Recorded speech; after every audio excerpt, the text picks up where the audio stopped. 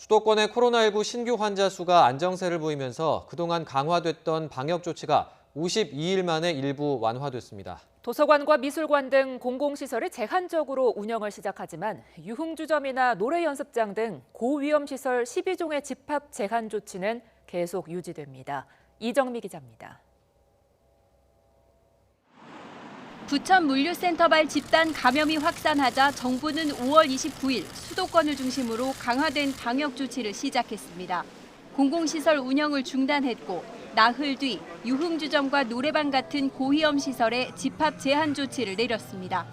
6월 14일까지 약 2주간 수도권의 모든 부문에서 방역 관리를 강화하기로 하였습니다.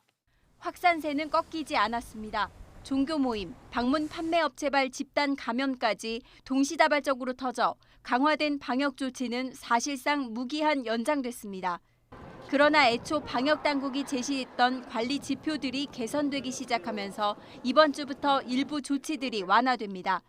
정부는 최근 2주 수도권 하루 평균 확진 환자가 10명대를 유지하면서 안정세로 접어들었다고 판단했습니다.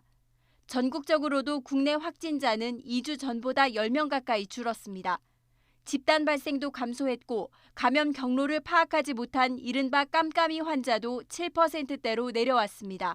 공공시설 운영 중단으로 저소득층의 접근성만 훼손된다는 지적을 고려하여 수도권 방역 강화 조치를 조정하고자 합니다.